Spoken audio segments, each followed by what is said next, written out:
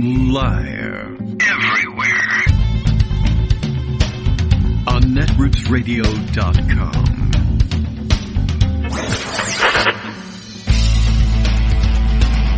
David Waldman. Kagro. In the morning. Now, here's David Waldman. Hey, good morning, everybody. How you doing? It is Tuesday, May 26th, 2026. Oh, that's 226s. Nothing I can really do with that one, but I don't know. But if you're headed to the racetrack this weekend, I suppose you could do bet on 2s and 6s. I don't think 26 and no other repeats get you anywhere. None of this gets you anywhere, by the way. The numerology thing doesn't mean anything. But it's fun to do, and it's something to say first thing in the morning when your brain is not quite awake. All right, we made it to the keyboard more or less on time.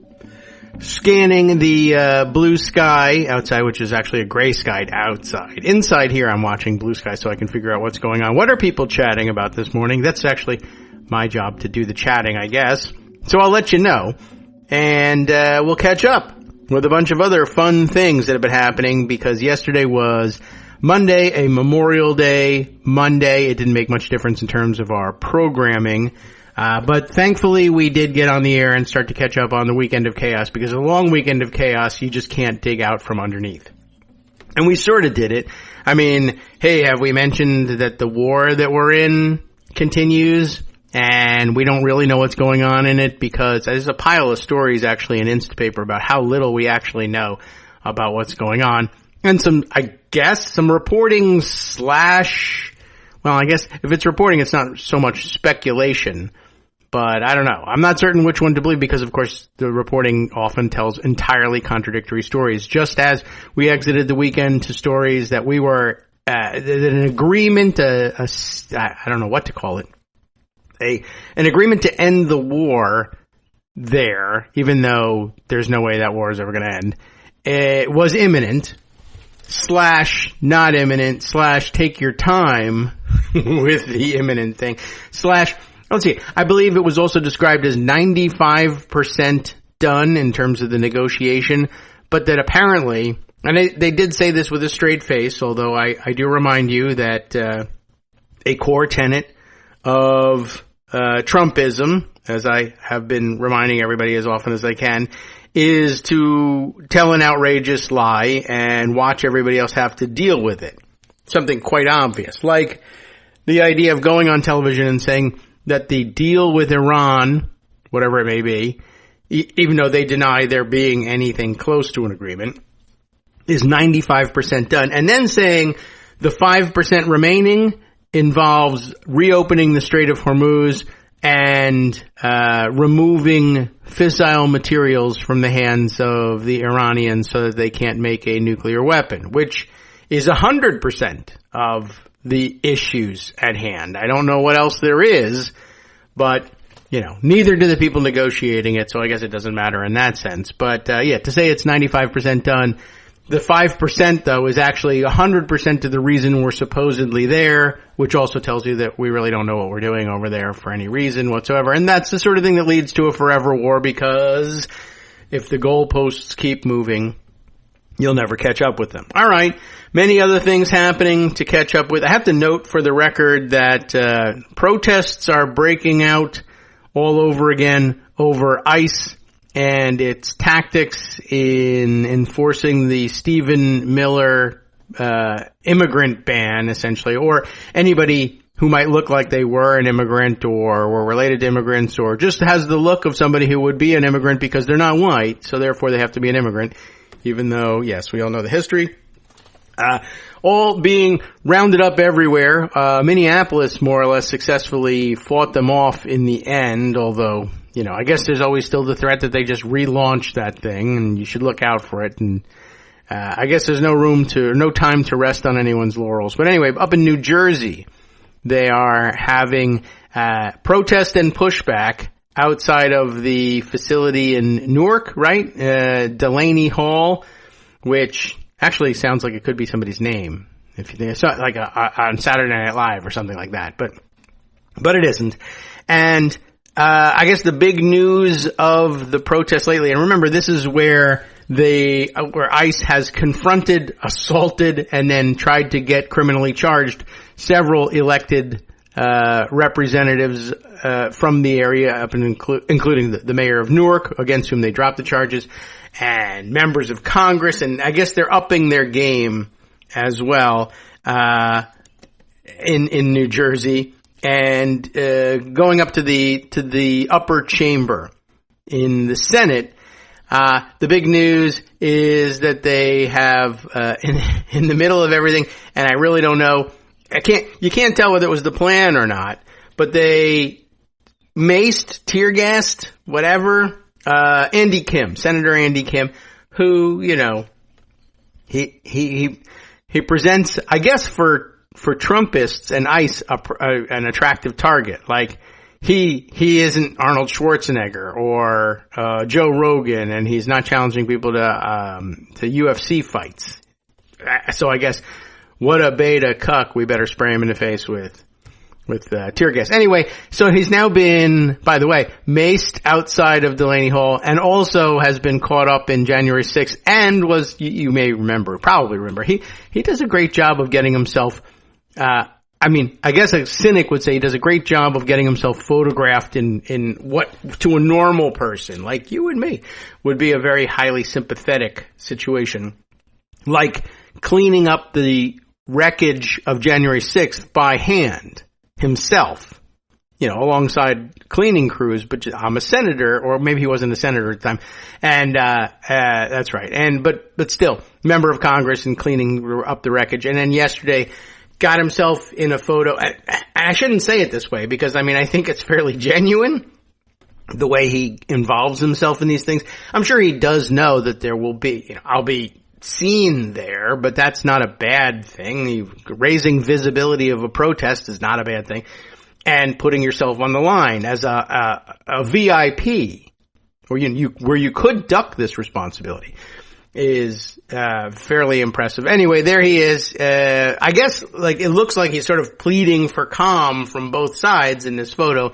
And then, if you know that he was almost immediately thereafter sprayed in the face by ICE, well, that's the sort of thing that will get people talking about it on their morning radio shows, and, well, here we are.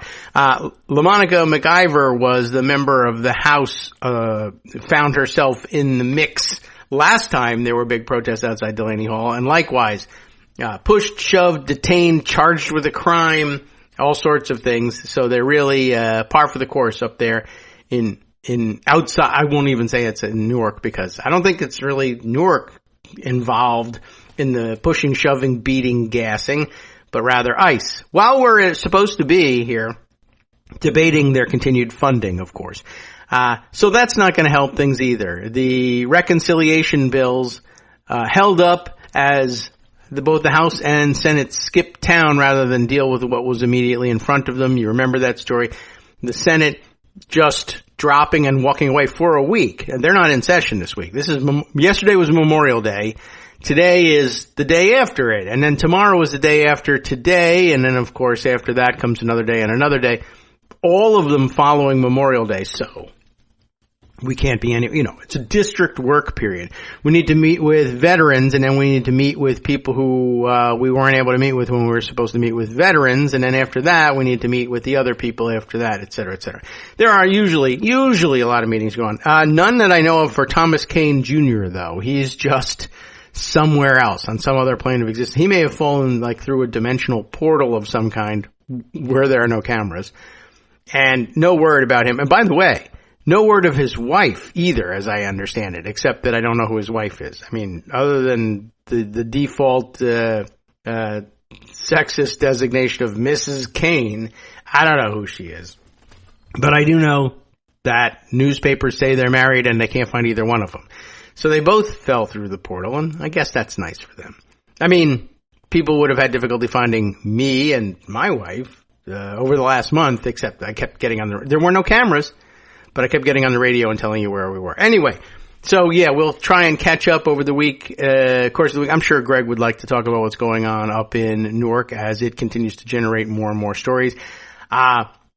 Interesting thing I did see, I'm not at all up to speed on what might be driving this, but some I don't know, maybe less than sensitive posts about what Andy Kim is up to, but not from, well, I was going to say not from the usual suspects, but maybe it is from the usual suspects. Sunrise Movement, for whatever reason. I guess they once tried to get 100% satisfaction out of Andy Kim and got 90 or 99% satisfaction. And so traitor, holdout, sellout, etc., I guess.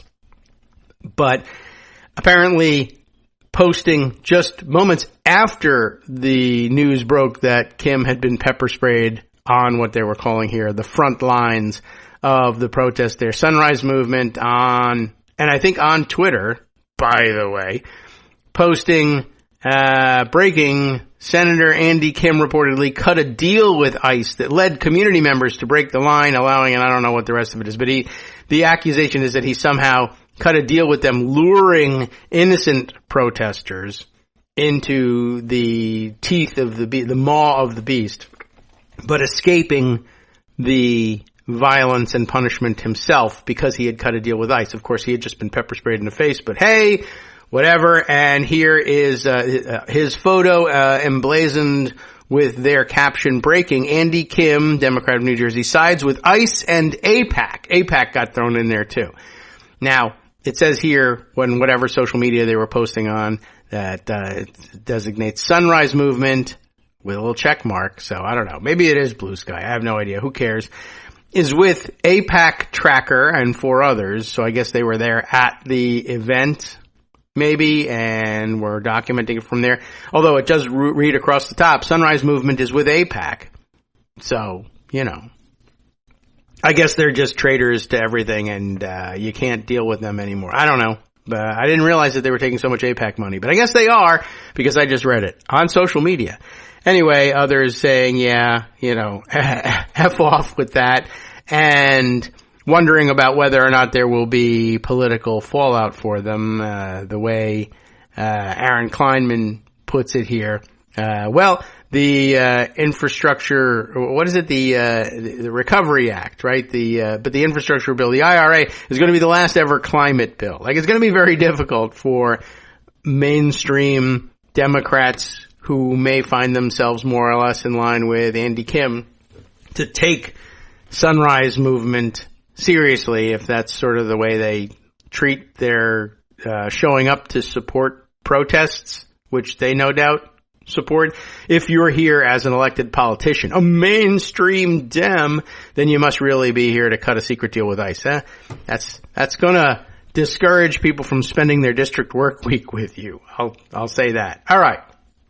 What other things are happening? Many. Let's go to Instapaper and try and figure out what they are.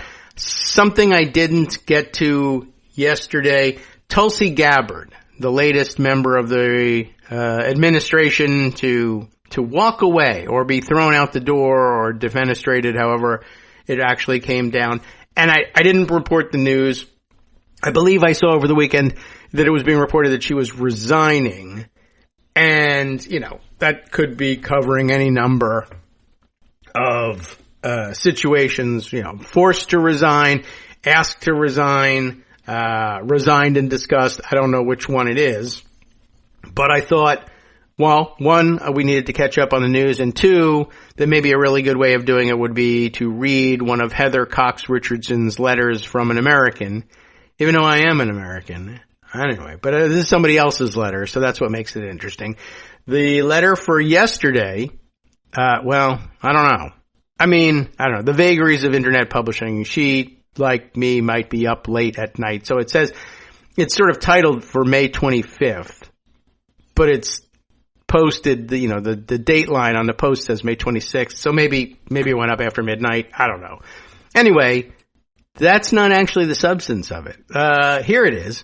Last Friday, she begins, just before the long holiday weekend, Director of National Intelligence Tulsi Gabbard resigned, effective as of June 30th. Well, effective, quote unquote. She's never been effective, but okay, this is the most effective thing she's done. And it will be, and it isn't effective yet either. We got a month. Citing her husband's recent cancer diagnosis as the factor that forced her decision. Not supposed to, publicly question that or diminish it, so I won't. A source told Jonathan Landay and Aaron Blanco of Reuters that President Donald J. Trump had forced her out, gave her husband cancer, you might say. Certainly, he has sidelined her, which is amazing because I'm just thinking back, let's put it this way. When I saw the news, I said, oh yeah, she's director of national intelligence. And then I said, I think we're unhappy with her because she's in the Trump administration. She's probably done something dumb because she's in the Trump administration. She was never really a great, person or elected official ever anyway, but always something of a weirdo. But what has she done? I forget kind of what was she into on Trump's behalf. And then I remembered that she showed up semi-hiding, she should have had a trench coat and a hat on to hide around the corner, watching, peering around a corner or from out of a truck, was it? I don't even know. At the raid of the elections operations center in Fulton County, where the Trump administration and the FBI went to seize all of the ballots from the 2020 election in Fulton County. I mean, just total QAnon at Tina Peters nonsense. But A, they did it, and B, there's really no reason at all for the Director of National Intelligence to be there, but she was. So she represented the administration at the event / maybe coordinated it. And there was no reason in the world to do that except, subservience to Trump. And it's not that much longer that she's out the door.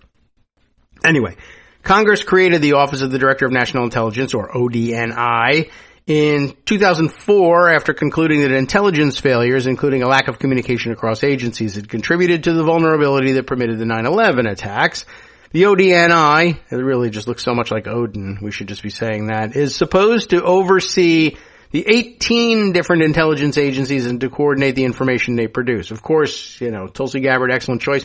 She had overseen the work of 0 intelligence agencies.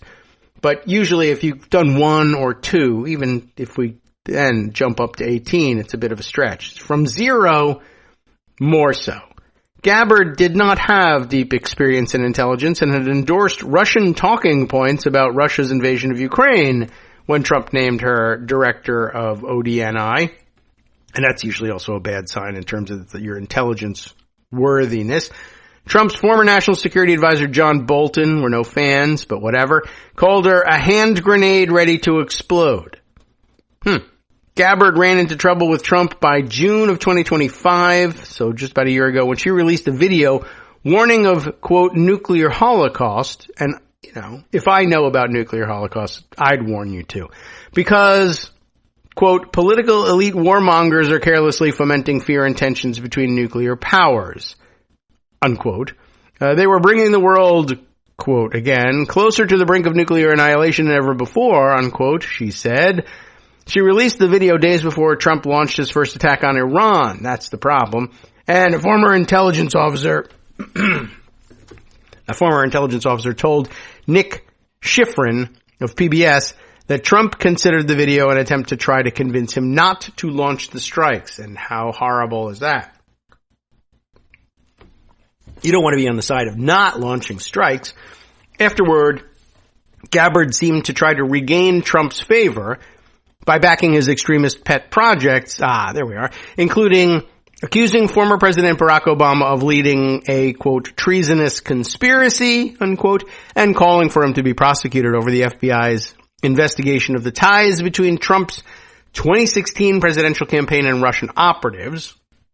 She also oversaw an FBI raid at the Fulton County, Georgia election headquarters, during which the administration scooped up all the physical ballots from the 2020 presidential election, as well as ballot images, tabulator tapes, and the voter rolls from that election, which I assume means that they can eventually, liars that they are. I mean, I guess if you wondered, I don't think I stopped to ponder this until, for some reason, for just now. But I think had I pondered it then, I probably would have come to the same conclusion. And I think it's an obvious one, but I guess we should probably state it outright at some point. What could they hope to prove with this? I mean, they can't overturn the entirety of the election, but I assume they've gathered basically all physical evidence besides memory and written records that exist outside of their control, to be able to sit there and just say, we've studied all the real evidence. And actually, Trump won Georgia in 2020, which means he won the election in 2020, which means the election of Joe Biden is invalid and something, and we'll see how much they try to invalidate, from, or erase from the books or something, all the laws that he signed. I don't know how extreme they're going to attempt to make it, but, essentially, I think if they just declare that to be the case, and people say, that's complete bullshit, what are you talking about? Where's Greg for that one? That's bullshit. Yeah, we don't bother with the censoring horn all that often anymore.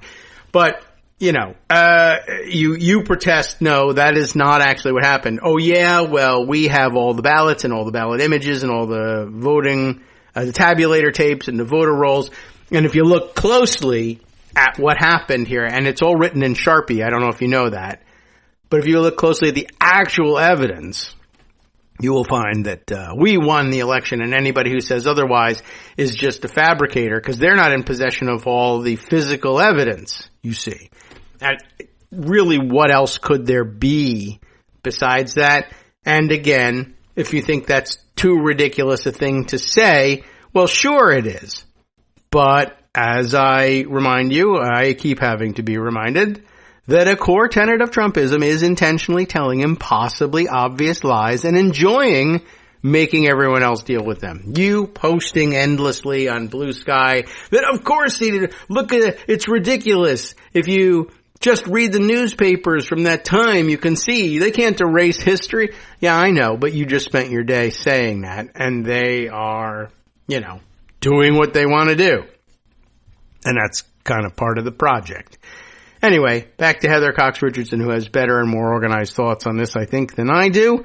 Afterward, Gabbard seems to try to regain Trump's favor by doing this thing, by calling for Barack Obama to be arrested as a traitor, for having investigated Trump's connections to Russia in 2016, et cetera, et cetera. But she never recovered her standing with the president. Regardless, because, he's for, what have you done for me lately? Oh, everything, actually. Look at all these things. Yeah, but I don't care. I'm not going to look at those things. You've done nothing for me. And if you keep bringing me evidence of the things you've done for me lately, like immediately, I'm going to have to remind you that a core tenet of Trumpism is to intentionally tell impossibly obvious lies and enjoy watching you and everyone else deal with them. When are you going to get that? I don't know. It's not your fault. It took me 10 years to, I think we all got it. I think we all got it immediately, but it just requires some discipline to remind yourself at every outrage that this is performative. Anyway, Trump stayed in, where are we? No, we left off here. She never recovered her standing with the president. As Shane Harris noted in The Atlantic, while Trump was preparing to invade Venezuela and extract its president and his wife, Gabbard was posting pictures of herself on a Hawaiian beach, though she is from Hawaii. But still, I guess she was supposed to be at work in Washington, D.C. And probably would have been if she had known about what was coming up in Venezuela, but Trump probably didn't tell the director of national intelligence that this thing was going to happen, unless she was trying to distance herself from it, in which case she would be fired now anyway. Trump stayed in the White House over the weekend, missing his son Don Jr.'s wedding in the Bahamas, with a social media post explaining that, quote, while I very much wanted to be with my son, Don Jr., and the newest member of the Trump family, his soon-to-be wife, Bettina. I don't know anything about his wife. I don't know anything about his wife. He also says this. Circumstances pertaining to government and my love for the United States of America. Real physical love, like tumescence. I'm loving America. I hug the flag, hump the flag. Do not allow me to do so. I feel it is important for me to remain in Washington, D.C. at the White House during this important period of time. By the way, just want to mention that there was online speculation, which I don't know. I don't know if there's any such rule, law. What would you call it if another country has a rule? Yeah, law, right? Sure. Exactly. That Bahamas, and I guess we're saying Bahamas. For one thing, we're saying Bahamas. Bahamians don't say as Americans, I don't think, mostly, as Americans do. Bahamas. They say Bahamas, for one thing. And I wonder whether we got away with it like from being taught not to say the Ukraine. We're not saying the Bahamas anymore, even though it's a collection of islands. But Bahamas allegedly has a law that, I guess they forbid by law. This sounded like, honestly, this sounded like Greg would have said it was bullshit. But that it's illegal for them to, or they refuse to grant entry into the country anyone who is an adjudicated felon who hasn't served their time in the, whether in their country or any other, I guess. Although I guess they'd let you in if it happened in their country, because then they would put you in prison. But that sounds like, it sounds like you don't want to admit people like that, but it actually sounds like too dumb and too specific of a rule. And also, I imagine if they really did have such a rule and Trump knew about it, the speculation was, Trump's not going to his son's wedding because it's being held in the Bahamas. But in fact, I think I read that the actual ceremony was in Florida and that the reception was in Bahamas, which is a very rich person thing to do. Sounds like fun, I'm sure. But if Trump wanted to go to Bahamas and they said you can't, I think he would probably dare them to arrest him and create an international incident. I don't know that he would have turned his back on that opportunity. Hi, Kagro in the Morning listeners. This is Rebecca Romans, longtime listener and longtime supporter of the show. Do you love your non-corporatized, completely independent, commercial-free Kagro in the Morning show? Do you stand out among the crowd at the office water cooler when discussing current events because of all the up-to-the-minute news you've been brought by David Waldman? Then it's time to give back a little. David relies on contributions from listeners like you and me to keep this show on the air. Patreon.com is among the easiest ways to make secure recurring monthly donations to support the show. Patreon.com/KagroX will bring you straight to his donation page, where you can sign up for any convenient tier you like. A mere $5 a month. You'll never miss it. Works out to about 25 cents a show. That means that David is making 12.5 cents an hour, which, by coincidence, is exactly what the GOP wants to lower the federal minimum wage to. Once again, David is ahead of the curve. If Patreon.com doesn't sound like your kind of thing, there's always PayPal, or even the Square Cash app. Any way you choose to donate, please choose to donate. And thank you on behalf of David and the rest of us listeners. Thank you very much.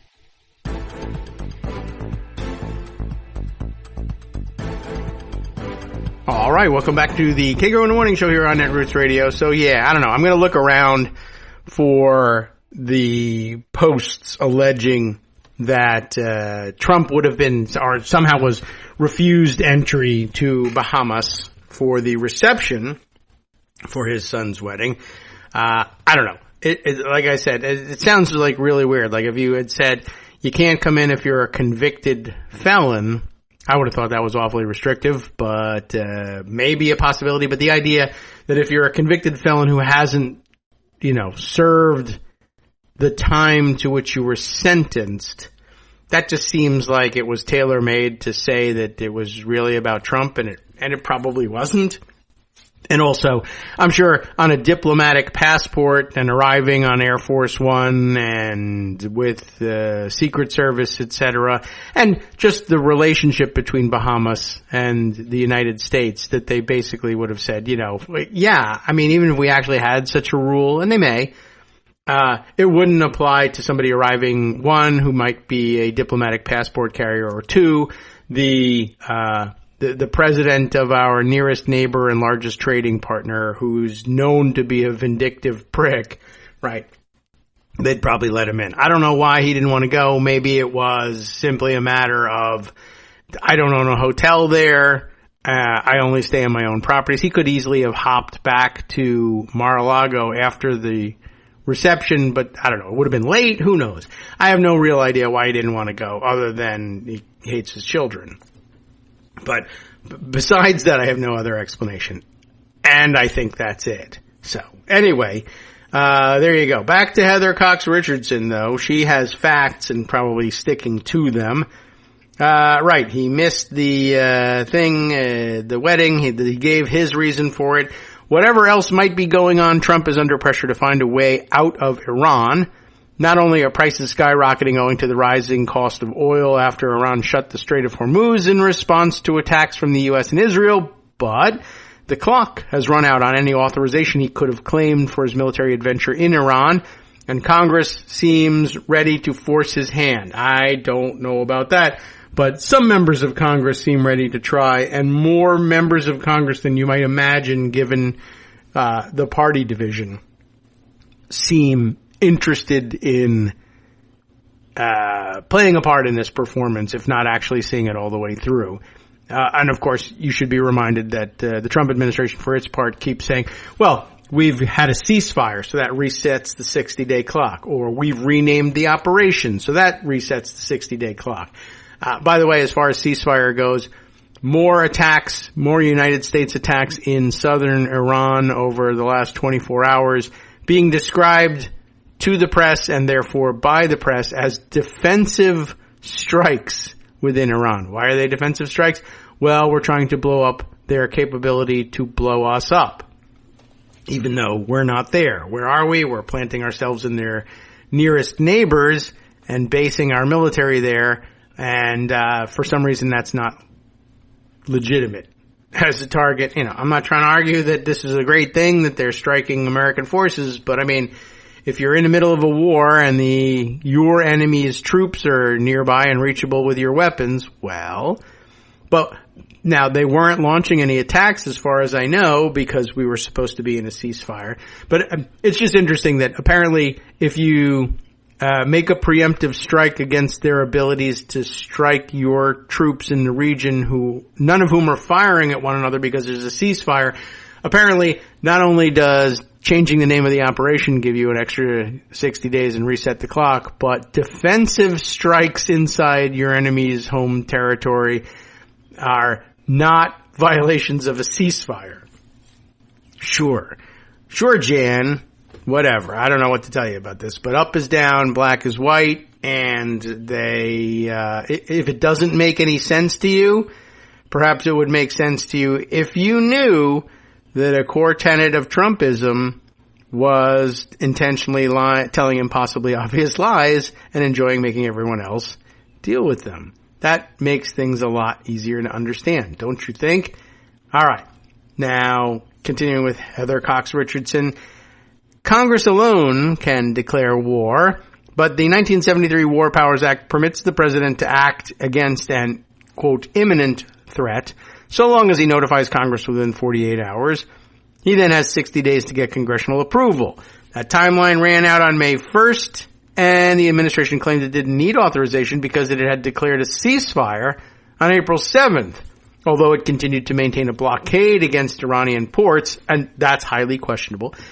An act of war, if you are doing it, and to exchange fire with Iranian forces, and that too would not count in a ceasefire, in my view, but who am I? I am not a Supreme Court justice. Republicans in Congress appeared to accept that argument for a time, but last Thursday, House Speaker Mike Johnson had to send representatives home a day early to keep members from passing a war powers resolution that would order Trump to remove U.S. troops from his war on Iran. Whoops. Although, I mean, that's all he was doing was avoiding an embarrassment for Trump, which is an impossibility. Not only can you not avoid it, but he doesn't care to avoid it anyway. Had the House passed it, that might have been something. Had the Senate joined them in passing it, that might have been something. Had it survived any kind of a veto or just flat refusal to acknowledge congressional power in this area, well, golly, then we'd be back to the drawing board. The House and Senate will come back on June 2nd Have I skipped anything? No, I don't think so. And Trump clearly would like to have an agreement with Iran in place before they do, so that they won't vote to limit his power. It's already done. We've concluded it. We've ceased firing. But of course, you've ceased firing 5 times in this thing. I don't think there's any real reason to believe that one that gets done by June 2nd is going to stick. Unless we run out of bullets. That's a possibility. Trump's social media account over the weekend was active. He twice posted an image of himself leering over, not Iran, Greenland, with the caption, "Hello, Greenland," and repeated suggestions that China loves Trump. He posted an AI image of Representative Ro Khanna from California, Democrat, as a devil, I think, she says in parentheses, I think it was a devil anyway, calling him a sleazebag and a Democrat. And an image of 8 lawmakers or officials in orange jumpsuits, except for Obama's tan one, get it? Tan suit. Claiming they had, quote, caused tremendous damage through weaponization. And he posted a number of images of colorful fountains. He just didn't go to his son's wedding. Remember, that's what he did instead of the wedding. But much of the account's attention this weekend was on Iran, like he said it was going to be. On Saturday morning, the account posted an image of Iran covered by a U.S. flag, and at 4:30 that afternoon, thankfully I thought it was going to be 4:30 in the morning, it posted that Trump had just had a call with leaders, a phone call, he's very energetic, from Saudi Arabia, the United Arab Emirates, Qatar, Pakistan, Turkey, as we're now saying, Egypt, Jordan, and Bahrain. And then a separate call with Israeli Prime Minister Benjamin Netanyahu about Iran. All the calls, quote, went very well, according to the Post. And by the way, I do see Trump is out there kind of sort of demanding that all of the Middle Eastern allies involved in trying to work out the situation, that it should be mandatory, in his view, that they all sign Jared Kushner's Abraham Accords, and that they have to be at peace with Israel in order to participate in this great peacemaking effort with the bombs here in Iran. Which, if it was a real agreement, I guess it would be of interest to say, yeah, why don't everybody settle your differences with everybody else in the world? But I don't know how much popular sentiment there is there, here, anywhere in the world to, just sort of sign a superficial trade agreement with Israel. Anyway, I see also Republicans are on the TV today bragging on it. He picked up the phone and he talked to people on the phone. Who else could have brought together the entire Middle East, with the exception of Israel, in a discussion of Middle Eastern affairs? No one. No president has ever done it, except for all the ones who did it. And also, if you're unifying the Middle East in peace with Israel, why a separate call with Israel? Anyway, an agreement has largely been negotiated, the Post read, subject to finalization. Final aspects and details, I guess this is a Trump post, final aspects and details of the deal are currently being discussed and will be announced shortly. 2 weeks or some other very short period of time, probably. In addition to many other elements of the agreement, the Strait of Hormuz will be opened. That was a moment ago part of the 5% of the negotiations still pending, but now it's solved. But Iran's state media immediately posted that Trump's claim that the strait would reopen as it was before the war was, quote, not true. Adding that it, quote, should be noted that American officials have acknowledged in multiple messages to Iran that Trump's tweets are primarily for promotional purposes and media consumption within the United States. We mentioned this yesterday, right? And they have recommended that no attention be paid to these statements. Pay no attention to the man behind the curtain or who's humping the flag, if that's the curtain.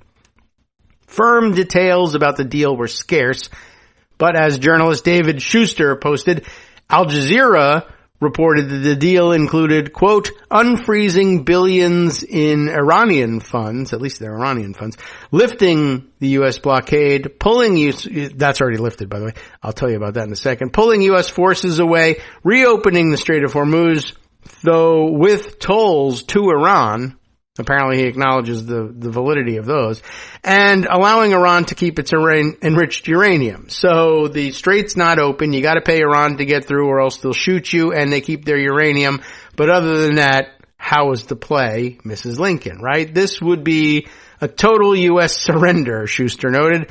Iran's military spokesperson Ibrahim al-Fiqar posted on, every time I see, just a few lines ago when they were talking about Al Jazeera, it was broken up into 2 lines of text, and I was like, is this AI or is this Al Jazeera? Okay, I gotta skip ahead to find out. And I did it again, except this time it is AI. Ibrahim al-Fiqar posted an AI image of Trump kneeling before Iran's supreme leader with the caption, "The end." I wonder what that's supposed to mean. Anyway, Senator Roger Wicker, chair of the Senate Armed Services Committee, immediately condemned the deal. He told reporters it would be a disaster. Everything accomplished by Operation Epic Fury would be for naught. Well, duh, that's just true. Right? So how could this be the solution? How could it be a big victory as Trump was telling everybody it was, and shortly all Republicans would be ordered to tell everyone it was? Well, it's because the core tenet of Trumpism is that intentionally telling impossibly obvious lies and then enjoying making everyone else deal with them, central to the program. It's kind of what they do. I know, it doesn't make any sense, but there it is. Alright, we just talked about Wicker. Wicker then urged Trump to, quote, allow America's skilled armed forces to finish the destruction of Iran's conventional military capabilities and reopen the strait. So I guess if you're like, phew, finally someone from his own party giving him what for and standing up to him and telling him that this whole thing is insane, don't forget that his preferred solution is no, keep doing the war and blow up the rest of Iran. So, don't trust any Republicans, even the ones who are critical of his deal. Anyway, further pursuit of an agreement with Iran's Islamist regime, he says, I guess, risks a perception of weakness. We must finish what we started. It's past time for action. No kidding. And you know what? It's actually action time already because we're in the middle of a war, Roger Wicker. Don't you know what's going on? It doesn't make any sense. We know it doesn't make any sense. And even if they're disagreeing with Trump, they're just going to tell you another different, impossibly obvious lie and enjoy watching you try to make heads or tails of it. By Sunday morning, Trump was once again posting AI images of U.S. bombers attacking Iranian ships, complete with bodies flying through the air, and insisting that the Joint Comprehensive Plan of Action, or JCPOA, negotiated between the U.S., China, France, I'm not going to do everybody's accent, right? Germany, Russia, and the United Kingdom, I probably can't, and Iran, definitely can't do that one. During the Obama administration, the Obama deal was, quote, one of the worst deals ever made by our country.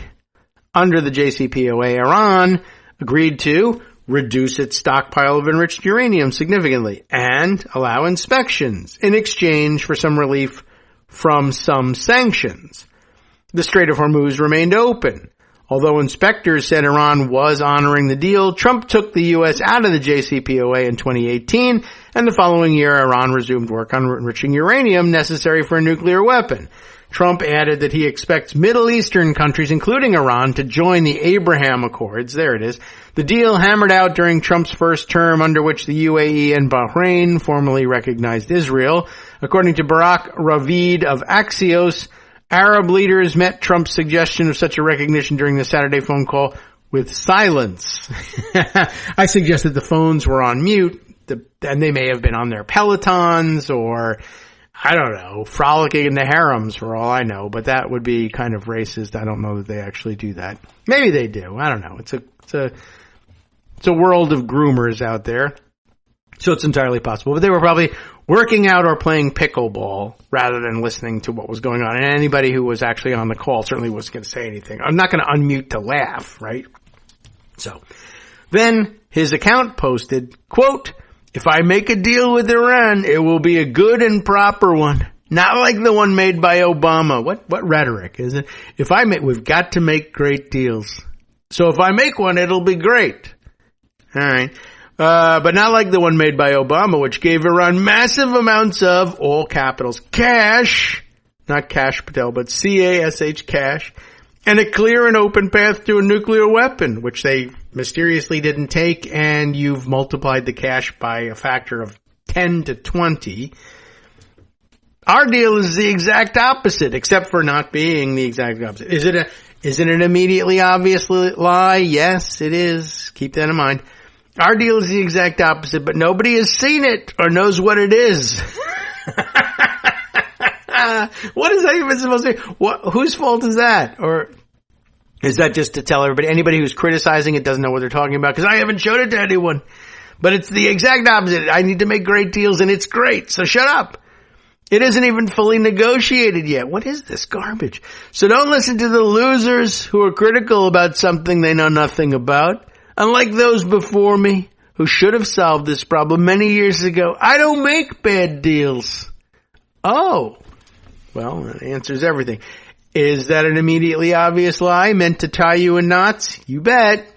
Don't do it. This morning, I think probably yesterday, Trump's account posted, I laugh at all the Democrats. That's he just made that up, by the way. He's the first one ever to come up with this. He really does believe that.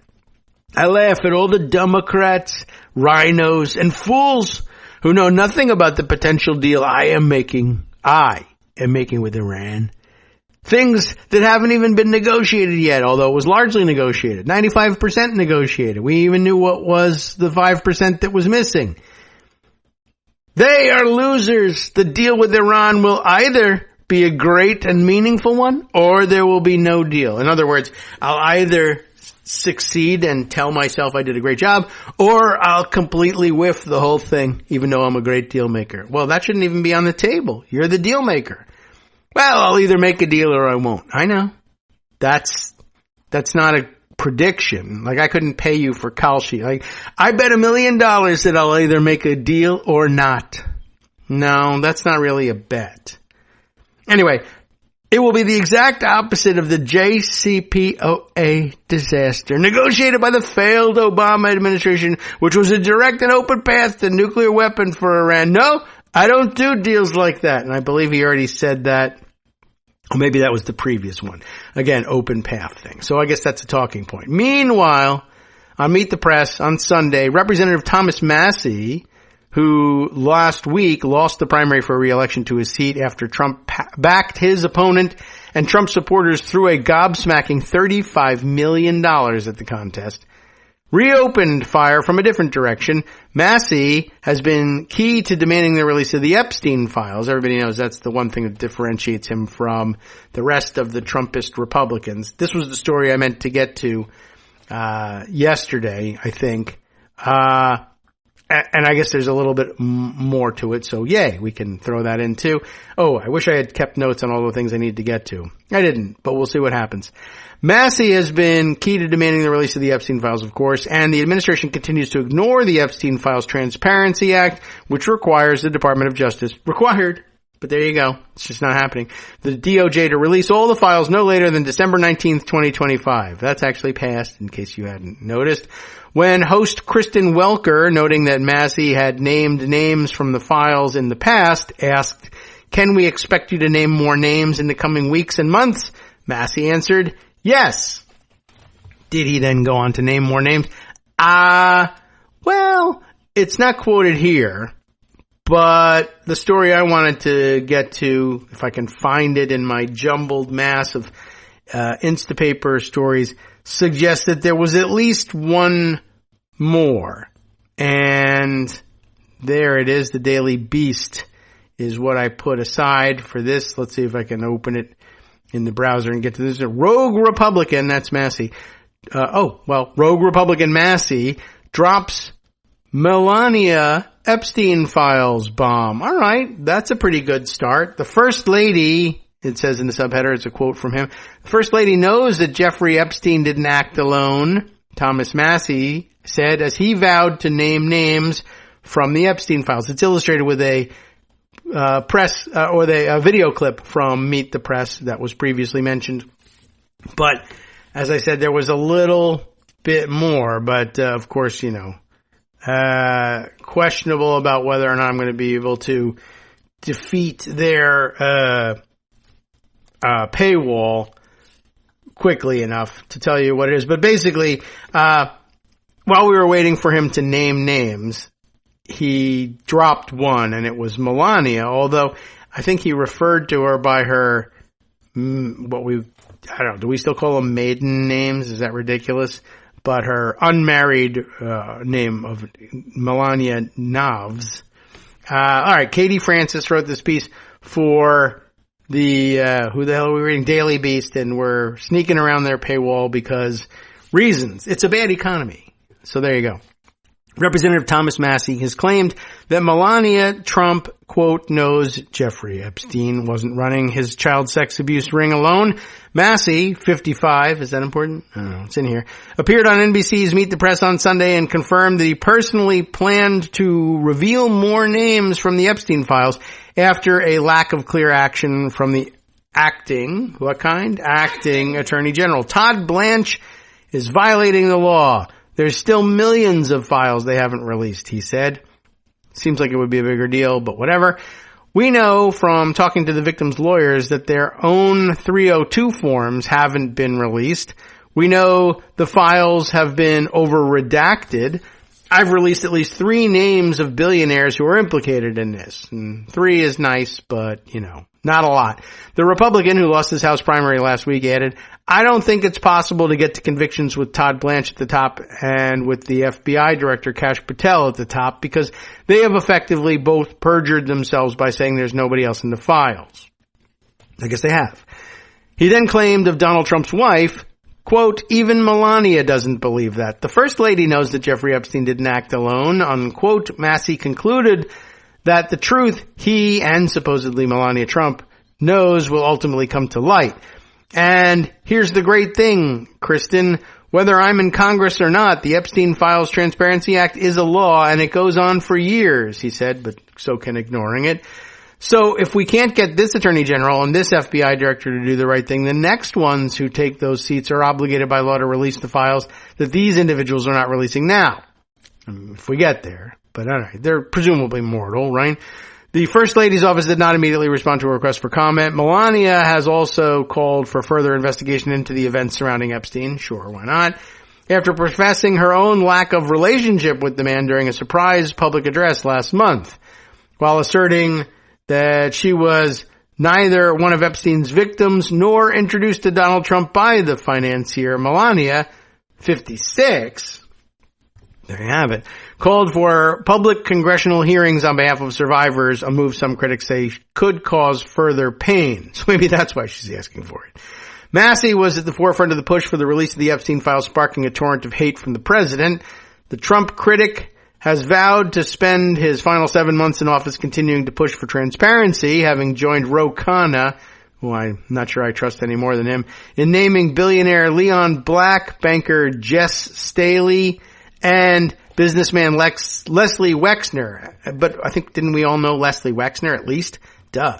As 3 names originally redacted in the files along with 6 others they described as likely implicated in Epstein's orbit. I mean, does it bother Donald Trump? Probably not. Did his son just marry somebody who is the child of another person that's in the Epstein files? Yes.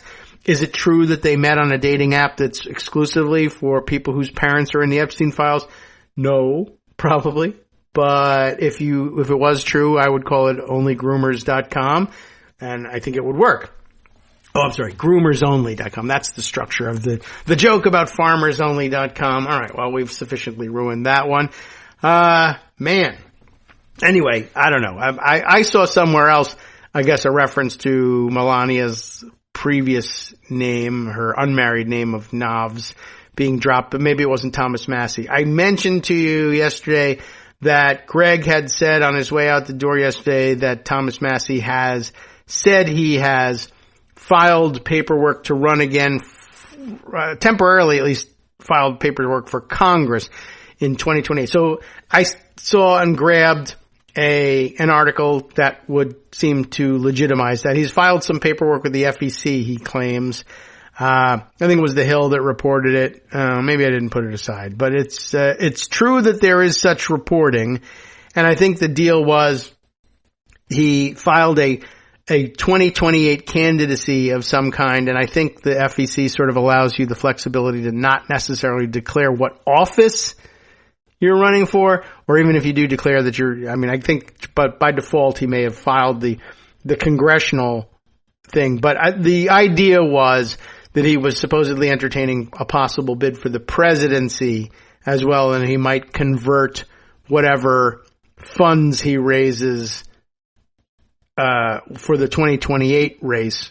If he begins by saying I'm running for Congress and then later decides to run for president, he can just use those funds for that too. So that was, I think, what that was supposed to be about. But Greg mentioned it like literally on the way out the door from our top of the hour break, which is coming up again, by the way. So about 24 hours ago. But we weren't able to put it in the podcast version of the show, but I did mention it later on. And now I see that there's some documentation of his claim anyway to have filed. I think I don't know. I feel like it's a little bit early, but I suppose if you file paperwork voluntarily, the FEC will put it somewhere. All right. Other things to mention. Quick story that I think I can fit in between now and the break. Just, I hate to be the one harping on this, but they should never have allowed the United States to host the World Cup. We're not alone in hosting it, thankfully, so we can make up for crazy crap like this one. The BBC has the report because they're the ones that are soccer crazy, not us, which is another reason not to give us the World Cup. But anyway, I guess they thought we would like to have the money. And we would.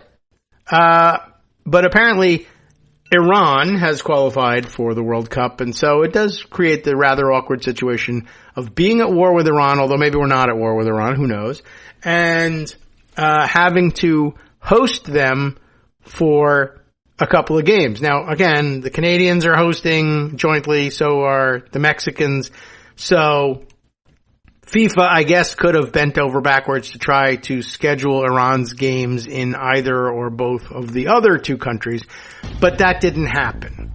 And I don't know, there's some kind of methodology. Apparently, though, they were going to be playing most of their games in the Tucson area, I guess because they were going to be based there for training and lodging, but no.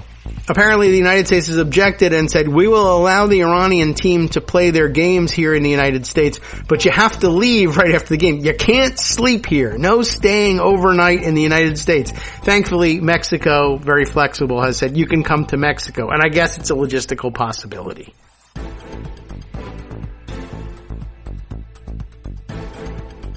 All right, welcome back, everyone, to the Kagro in the Morning Show here on Netroots Radio. Thank you very much. All right, back to the story from the BBC to give you the actual details of it. Mexico agrees to host Iran at World Cup instead of U.S.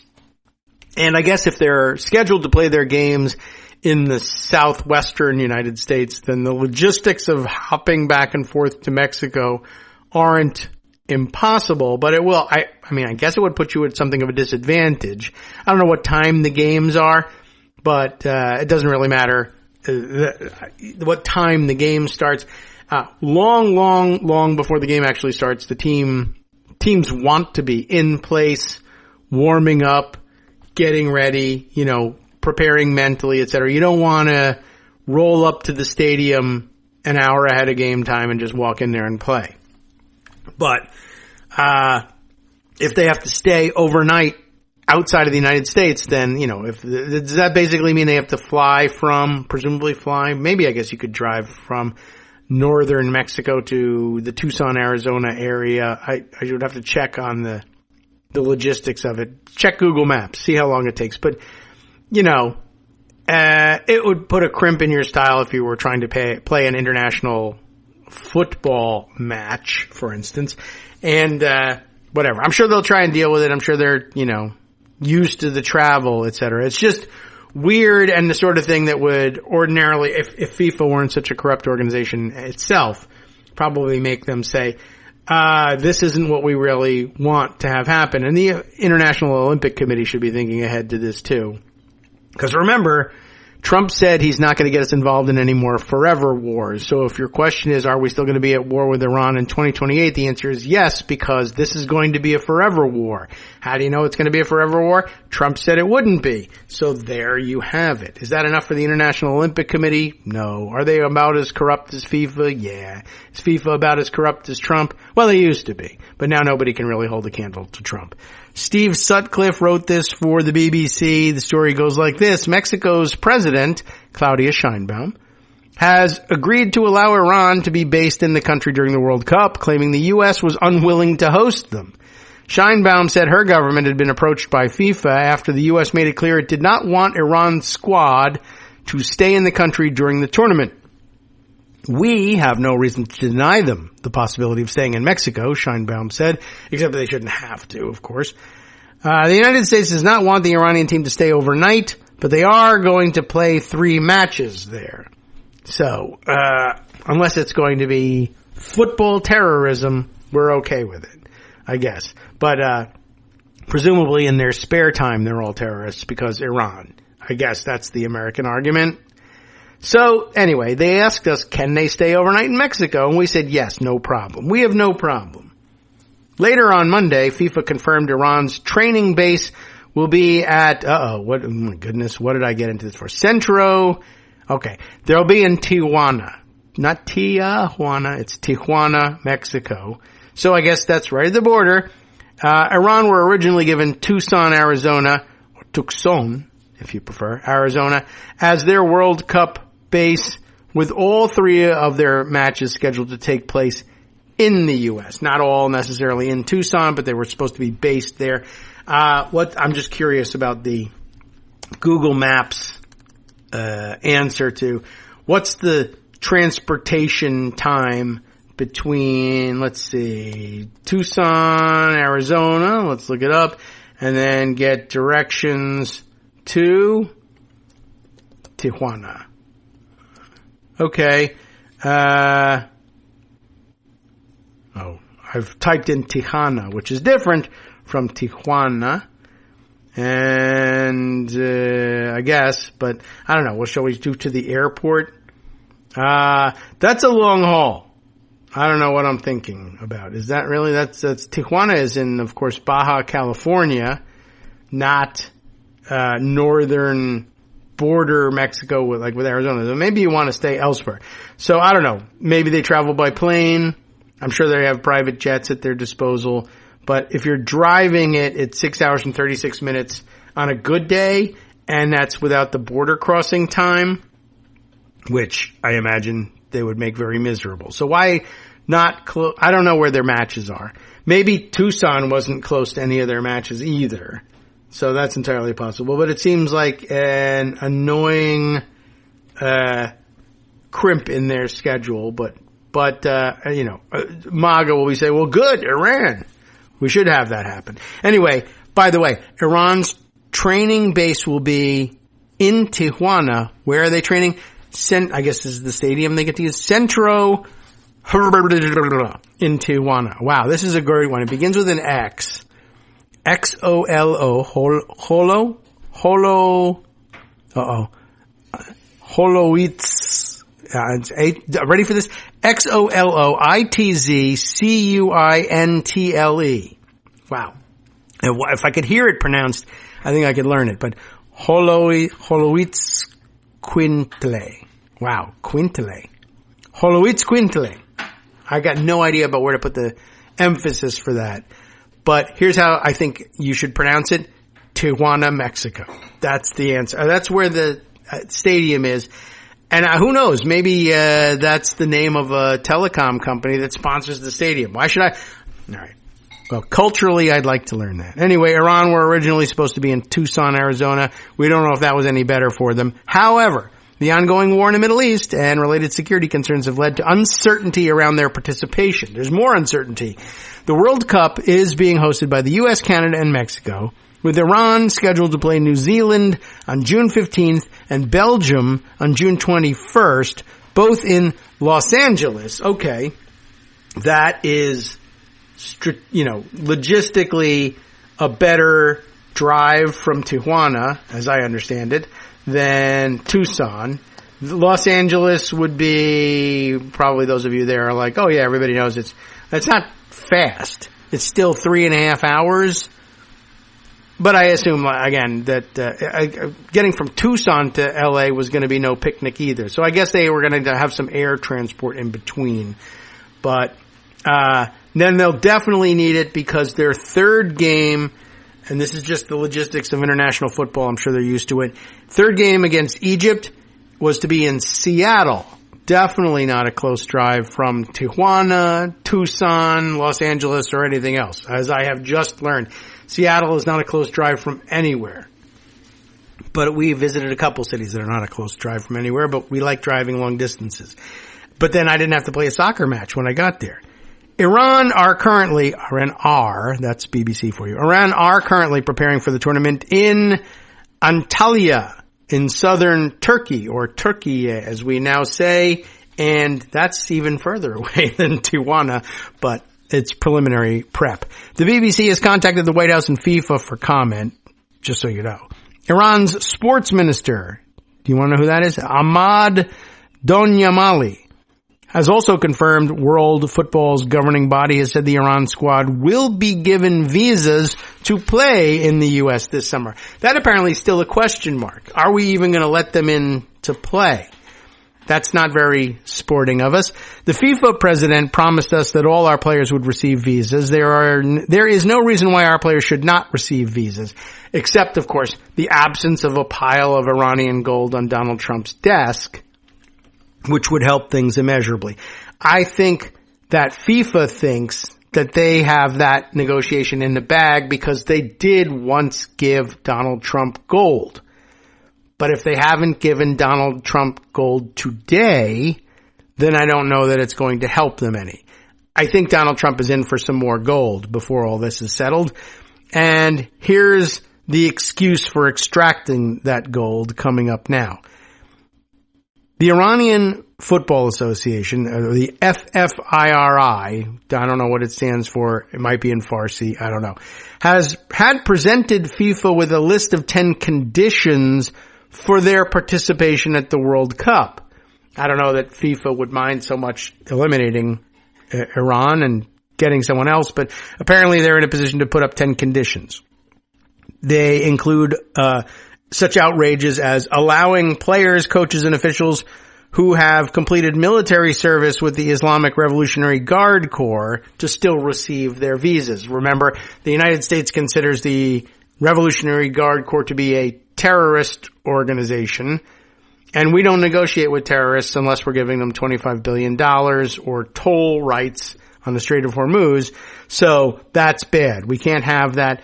By the way, international football, I think for national teams, overlap with their military is fairly common, and a lot of the training is just sponsored by the military. So there's going to be a lot of overlap. But if you were in the Revolutionary Guard Corps, you might not get your visa. And apparently some of their stars have that issue. U.S. Secretary of State Marco Rubio has said Iran's players will be welcome at the tournament, but individuals with links to the IRGC could face entry restrictions. Taj, who I guess is known to everybody reading this BBC sports correspondence column, everybody knows Taj. Taj, they probably do. I don't, but that's my problem. Taj was one of a number of FFIRI officials turned away at the Canadian border before April's FIFA annual Congress in Vancouver, with Canada's immigration minister telling Parliament his visa was canceled because of links with the IRGC. So the Canadians are doing it too. So I guess that's supposed to mean it's not totally crazy or simply a U.S. problem. Because remember, they're polite in Canada. Some members of the squad went to the U.S. Embassy in Ankara on Thursday to submit visa applications for the tournament. That, of course, would be in Turkey. And it is dangerous to go to diplomatic consular installations in Turkey if you're not on good terms with the Crown Prince of Saudi Arabia. But they managed to survive as far as I am aware. We're not sure. But, no reports of their death or dismemberments so far. Who else? What else is happening here? There were definitely some other things that I was going to bring to your attention that I have now forgotten that were connected to what we were reading from Heather Cox Richardson. And I guess when I stumble upon them, I will say, oh yeah, that was it. But forward down the line here for more information to bring. I mentioned to you that, Congress is out and that they were considering, and that they left town rather than lose their votes on the reconciliation bill that they had on tap in the Senate to cram through additional ICE and Border Patrol money. And then they started hanging all the other Trump demands on it. Ballroom, $1 billion for the ballroom, and bunker, which they already have, but they want another one. And also money for, what the hell was it? I'm losing track of all the other stupid demands, but whatever other thing. Oh, the arch. Right. That was going to be in there too. And we spent considerable time talking about how you should always remember that for years, the press, the pundits, the everybody has been telling you the thing about reconciliation is, and the reason they hang all this stuff on reconciliation, try to cram things through on reconciliation. First, they tell you it's because of the filibuster, which it only kind of is, but not really. But second, they tell you, well, why all of a sudden something is for, immune from the filibuster? Why don't we do all those things under those rules? Well, you see, you can only do that once a year. No. Right? Remember we went over that for some considerable amount of time, and now finally they're actually just doing the second one, and everybody's just like, oh yeah, I guess you can do 2. Guess what? They're thinking of 3. So this is really interesting. Although, again, I haven't been keeping track of how many budget resolutions is actually passed. And we may end up having 3 reconciliation bills within one 365-day period, though not what we would consider to be the calendar year. The last reconciliation bill, the Too Big Beautiful Bidets bill, passed in calendar year 25, and I think in fiscal year 25 as well. So anyway, I'm not really sure how they're doing their counting, but The Hill reports things this way. Gop hopes for legislative wins show signs of slipping away on account of maybe not holding a majority and not being able to hold on to all their members. Sudiksha Kochi is the writer for The Hill on this piece from yesterday. Some Republicans are growing increasingly worried that the delay in passing a major immigration enforcement funding bill, as they're now describing it, could force them to punt other key priorities as the party works to lock in as many legislative wins as possible and blunt Democratic momentum ahead of the midterms. I don't think any of the things that they pass, if they succeed in passing this bill, I'm not certain any of those wins help them with the electorate because they're enormously unpopular. But they would be able to say there were wins. I guess. Gop lawmakers are eyeing a third party line spending package that could bundle funding for the Iran military conflict. It's not a war. The Iran military conflict. The war that doesn't involve militaries. Defense spending, healthcare reform, fraud prevention, and other initiatives. What is the fraud prevention? It is, in fact, of course, fraud enabling and not prevention at all. But, if you run around saying I'm trying to prevent fraud, people, just say, okay, that sounds good. But it is probably the voter suppression bill that they're talking about instead. Anyway, all of this in an effort to round out their policy agenda heading into the fall. Not really. It's pretty much the same. It doesn't add any new dimensions to their policy agenda. They are hoping to move the package through the budget reconciliation process. The same maneuver they are using for the immigration bill, allowing them to bypass Democratic support. That's an interesting way of describing bypassing the filibuster, isn't it? But with the fight over the immigration enforcement funding bill dragging on, House Republicans acknowledge that the timeline for another reconciliation package is slipping, with just 2 months left before lawmakers depart for a month-long recess in August. And they are pointing the finger at the Senate for the holdup. Asked whether he thinks, they're asking House members. Who do they blame? The Senate. Ask Senate, they probably blame the House. But I don't know. Anyway, asked whether he thinks the delay in the immigration bill could impact the timeline for Reconciliation 3.0, as they call it here, Representative Tim Burchett of Tennessee, Republican, said absolutely. And I think you're seeing that on the Senate side because they don't approve of the president. That's really laying it down. They don't approve of the president, and they're trying to dislodge him at all costs. And by dislodging him, though, they lose their majority. But they really don't care about that. That is an incoherent statement. But of course, I remind you, if you're looking for logic or sensibility in it, you should be reminded that a core tenet of Trumpism is intentionally telling impossibly obvious lies and enjoying making everyone else deal with them. So all I can tell you is don't try to deal with it. All right. Weird statement. Byron Donalds was going to clear that up, I'm sure. A Republican of Florida. He said, quote, "It's possible," unquote, "that a third reconciliation bill could be stalled." Well, it's definitely possible to stall one. The real question, though, is can it be passed? There's only so many legislative days up here, which is why I don't even understand what the Senate is over there, what the Senate's over there doing. Got it. The other issues you might have, figure that out later. I mean, because that's what we do over here in this chamber. We have issues with a bunch of different things that go on. When it comes time to getting that core piece of business done, we get that done, and we figure out the rest of it. Not really. I don't even know what they're doing, Donald said. Well, I don't even know what you're saying, because, of course, the reason that they're working on a Reconciliation 2.0 is because they couldn't get the ICE and CBP funding done and couldn't figure out a way to do it.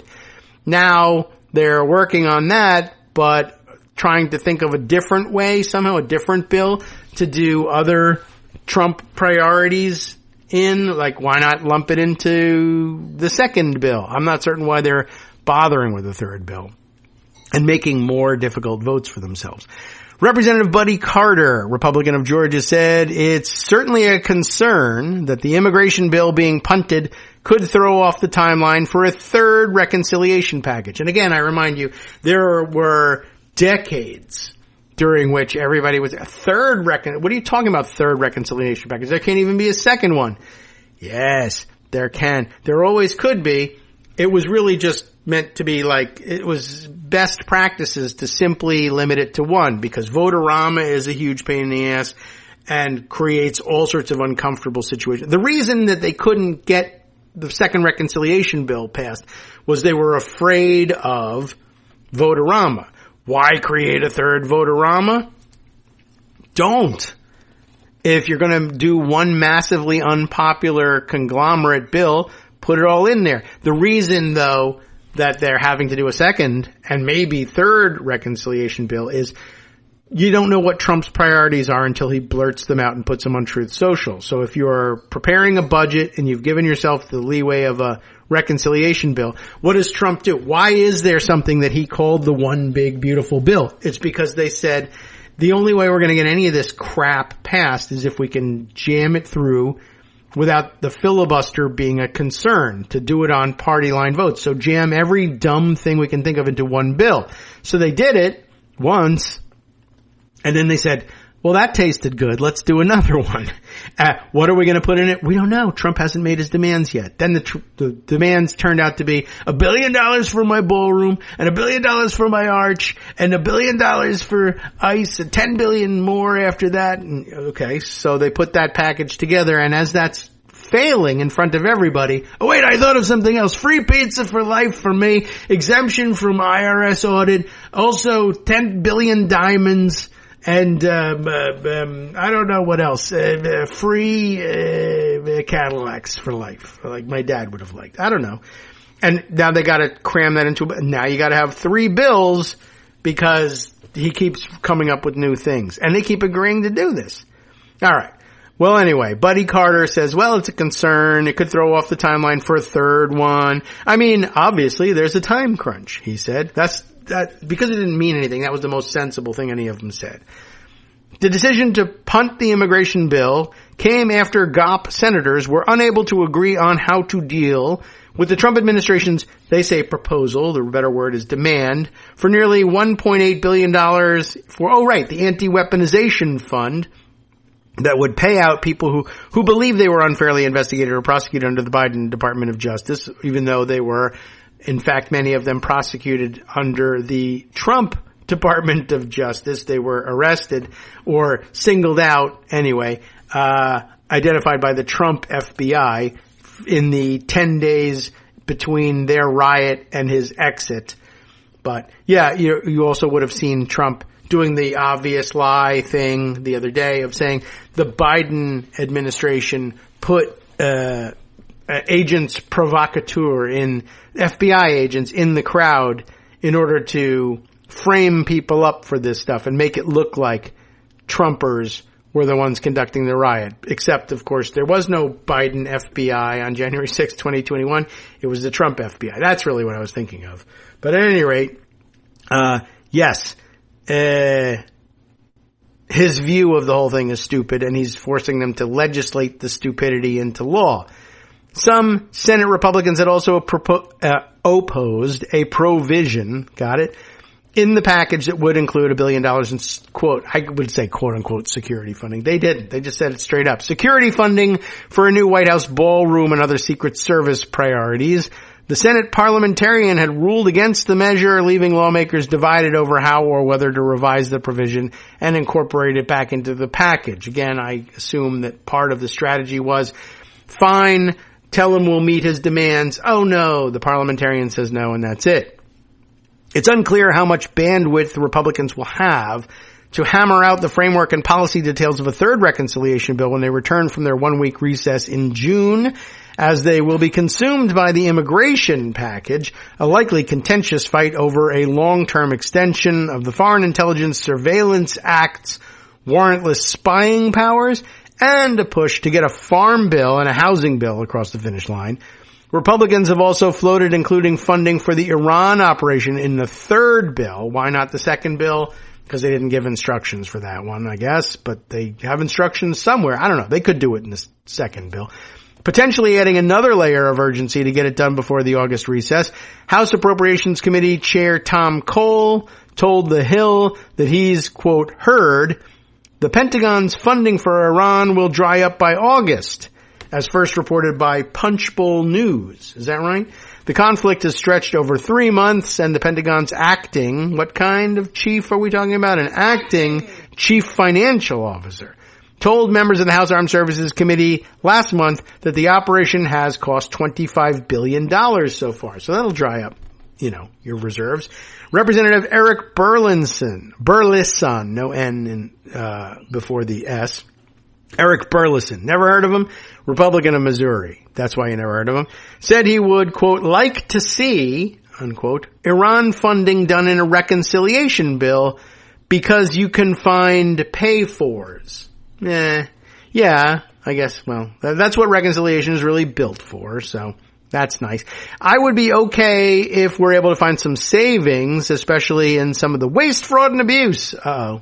I guess that means they're not going to find the savings that we found in all of these states, Burleson said, referring to the MAGA mantra that anything in the world that they want to do can be paid for by simply cutting waste, fraud, and abuse.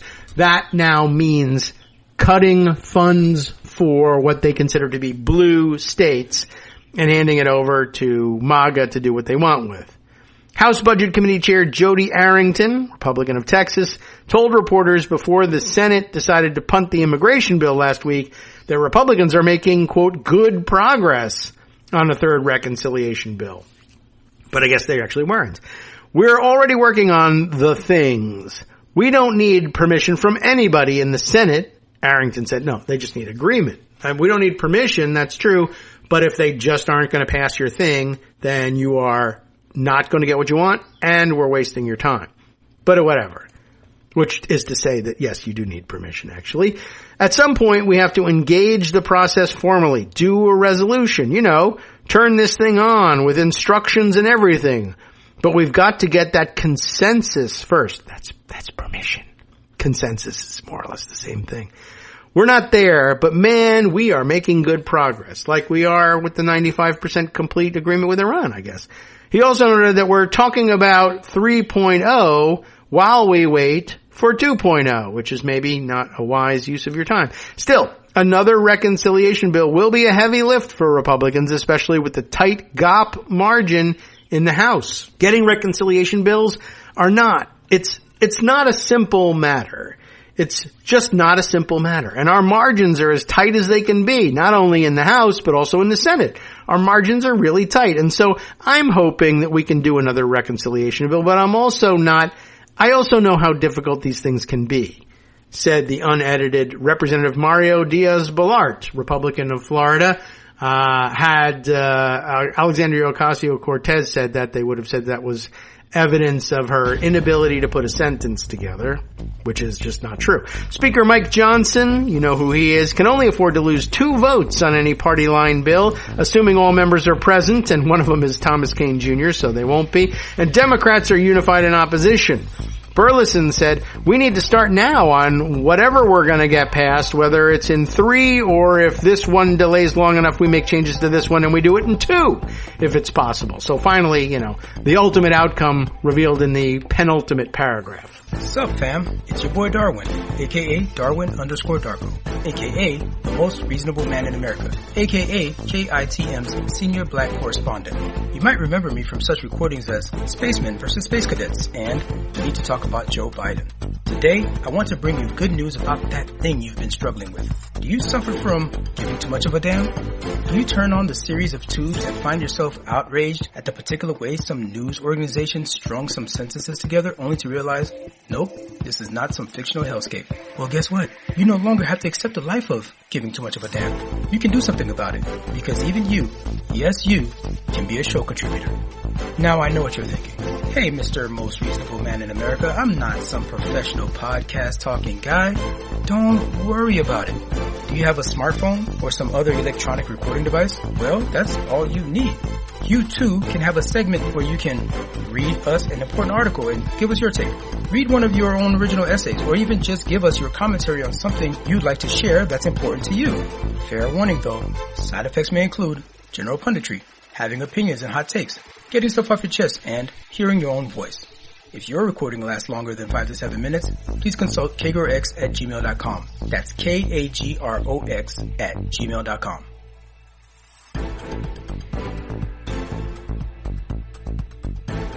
Alrighty, welcome back everybody to the Kagro in the Morning Show here on Netroots Radio. Got one more segment for this Tuesday morning for you, unless you're listening in the afternoon, in which case, then.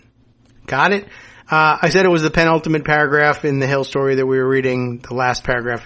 Bit of a throwaway, but just so you get it. Who are we talking to here? Burleson.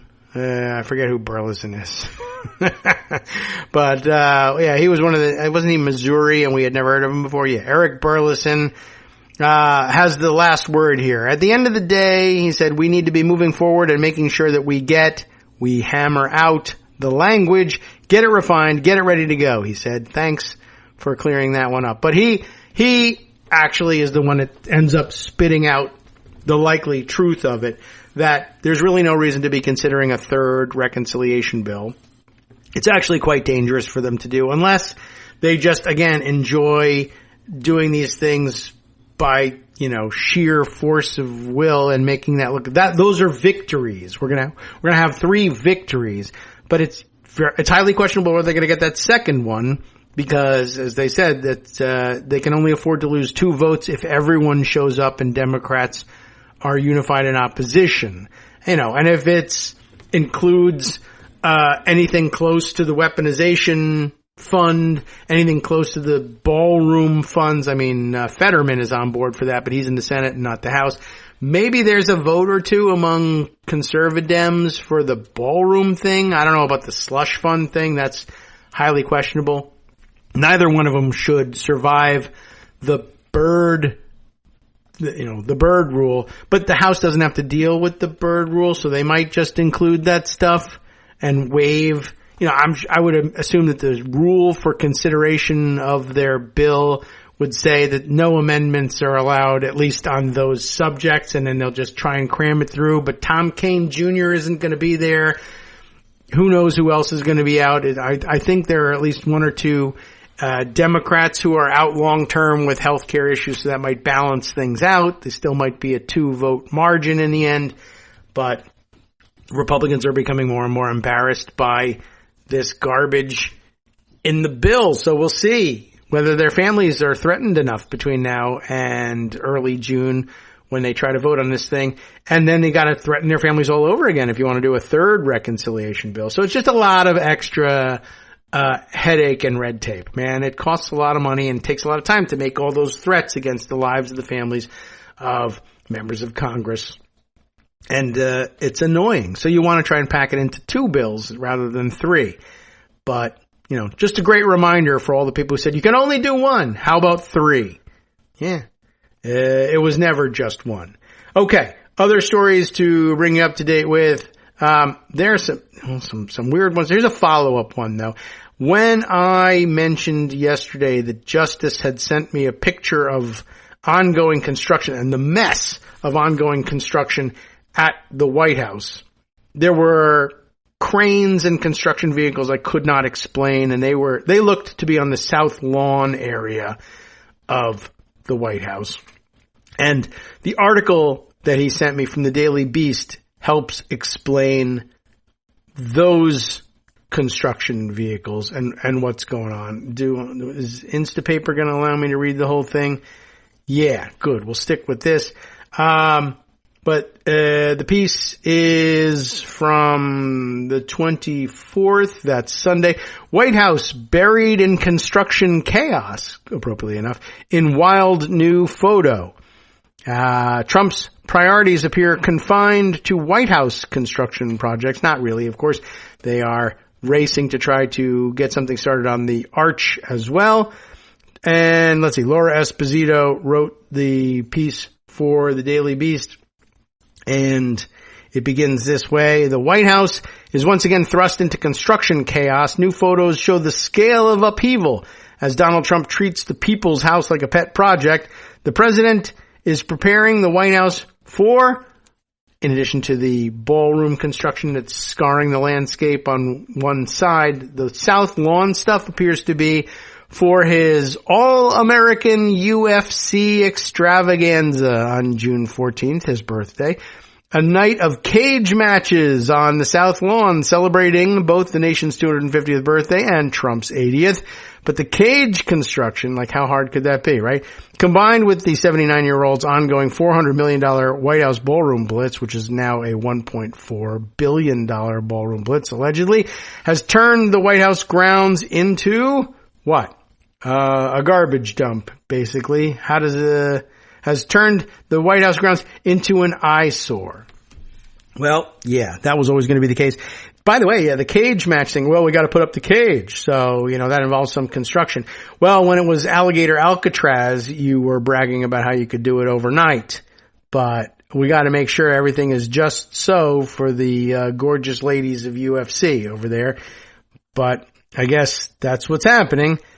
The renovations are more than just a blight on the property. They're also sending a message to Americans amid surging prices and an affordability crisis worsened by Trump's war on Iran. Republican operatives told Reuters. For voters, the message that's coming from the White House is Trump is focused on vanity projects and foreign policy, and those are things that voters don't care about, an operative told the outlet. Another chimed in, Trump continues to talk about things that no one cares about. Still, the president appears unable to grasp the scale of the cost of living crisis that 9 in 10 Americans say they're facing. This is peanuts, Trump said of Tuesday of the economic downturn since the Iran war. Standing in front of the construction site for his beloved ballroom, he added, I appreciate everybody putting up with it for a little while. It won't be much longer. One thing is certain. Compared to Trump's obsession with construction, the economy really does appear to be peanuts. A recent Reuters analysis found that the president has mentioned the ballroom 40 times in public remarks this year, including 9 times this month alone. 9 times. Cue the 9 times thing from Ferris Bueller. A White House official did not immediately respond to a request for comment from the Daily Beast, But in recent days, the president has attempted to reframe the ballroom as a shield for a massive multi-level subterranean bunker reportedly being constructed beneath it. The message shift came just days before a gunman opened fire near the White House on Saturday night. Secret Service officers returned fire, striking the 21-year-old, the name is here, I didn't know that was out, who later died in a hospital. Court records show the guy was arrested last July after entering a restricted area near the White House and ignoring commands to stop, according to the New York Times.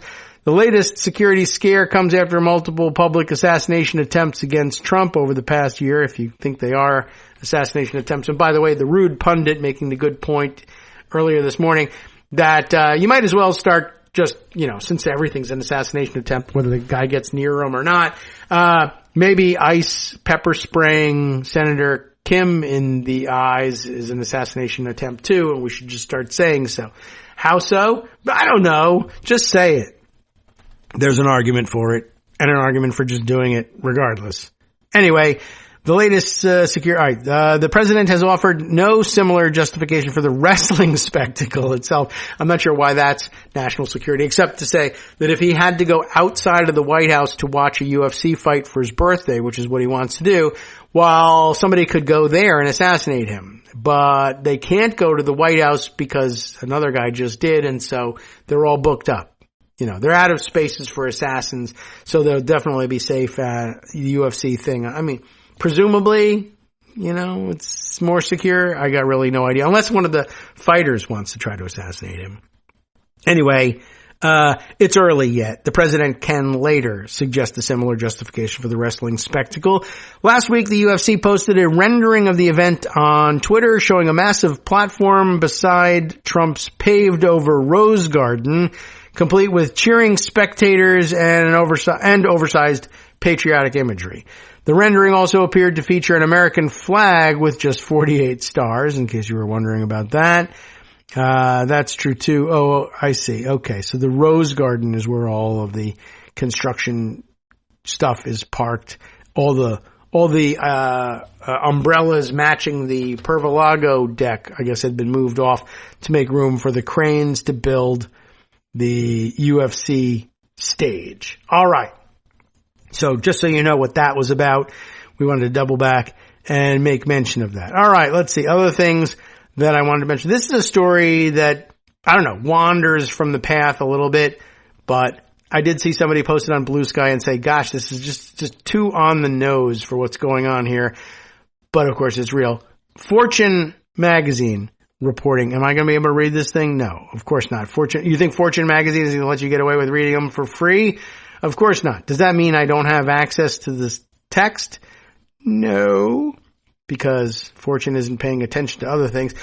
Palantir, that evil bunch of weirdos, and other tech companies who are also weirdos, are stocking offices with nicotine products, not cigarettes, but, those nicotine patches. No tobacco, just straight nicotine to increase worker productivity.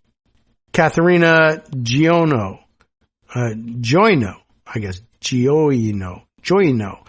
Gioino, has reported for Fortune.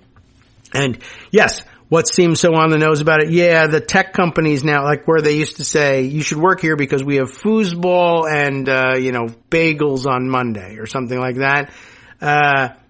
Free snacks in the kitchen. Now, you can buy nicotine patches, and you can buy them, I think, although maybe they're subsidized or they might even be free if you're on site, which I guess is supposed to get you back in the office too.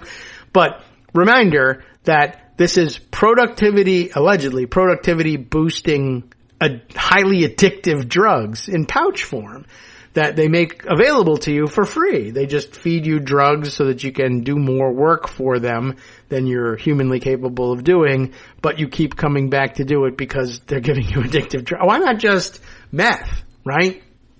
Who knows?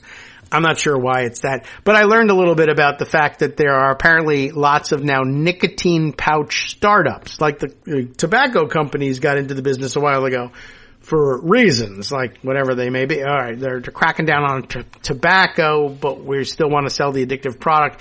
What if we took the tobacco out and just said we're a nicotine company? But then that worked. So other people were like, what if I was nicotine.com and that was too outdated? So what if I was a nicotine NFT? What if I was crypto nicotine, right? Essentially. And we jazzed it up and we made a website out of it, and we're a hip online nicotine company. Great. Apparently that's working, and it's getting them billions of dollars. So here's the story of the evil, disgusting thing that's happening, just to let you know, because Tuesday needs some evil, disgusting stuff. Tech companies like Palantir and Hello Patient, I guess, is that like a healthcare administration startup? I don't know. Hello Patient, and now Hello Patient, you're admitted for nicotine addiction, are stocking office vending machines with nicotine products to increase productivity among employees, and it seems to be working. Nicotine startups Lucy, never heard of it, and Sesh, never heard of it. But the fact is that they're nicotine startups. I don't even know what picture is supposed to be conjured in my head by those two words being mashed together. Nicotine startups. Lucy and Sesh. Well, they've installed branded vending machines in Palantir's Washington, D.C. office full of nicotine pouches that are leaving employees zipped up and ready to work. And I don't know why you need a whole machine of it. Like, do they have different flavors? Is that what happens? Or is it, I mean, the picture just makes it look like it's the same packet over and over again. And maybe it is, and it's just got artificial flavoring to it. But I mean, the vending machine should just be a drawer full of these things then. If you're not selling them and they're undifferentiated, just throw them, or, have Santa Claus walk through the office sprinkling them at people. Long a safer, and I don't really know if that's the case, and legal alternative to the drugs that, oh, I see what you mean, to the drugs that Wall Street bankers of old would use to follow market updates, like let's say cocaine. Tobacco products have started to make a comeback in the workplace, especially in the form of nicotine products, as companies like Zyn, and I think that was one of the early tobacco company entrants in the market, Zyn, Z-Y-N, and On, exclamation point. Never heard of that one. Offer a less invasive way to get that nicotine high without clouding up office air. Less invasive of your lungs, I guess. Now, as companies stock their fridges with these pouches, they have the refrigerator, usually the size of a piece of gum that remains, you know where, tucked between one's gums and cheek. All the commercials tell you where to put it. I got another idea where you can put it. They're seeing an increased byproduct of the new office treat. If you can get them hooked on the work, or if you can't get them hooked on the work, get them hooked on office perks. I guess they really thought once, well, people could become addicted to foosball, I guess. Or they'll like it. We'll give them snacks and concierge, DoorDash service. The pouches are available for free in Palantir's offices for employees and guests, if you want to go stop in and get one, over the age of 21, of course. The Palantir spokesman told the Wall Street Journal, Palantir, which did not respond to requests for comment, pays to stock the products.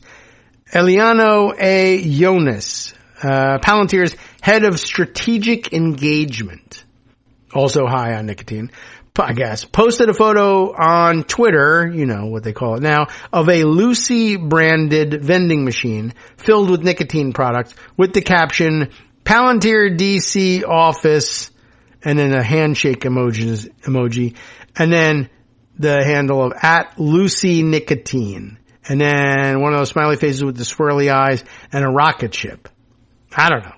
You tell me I guess I understand what that means. Sesh, in particular, has a special tie to Palantir. It received $40 million in funding from Palantir, co-founder Joe Lonsdale's 8VC firm.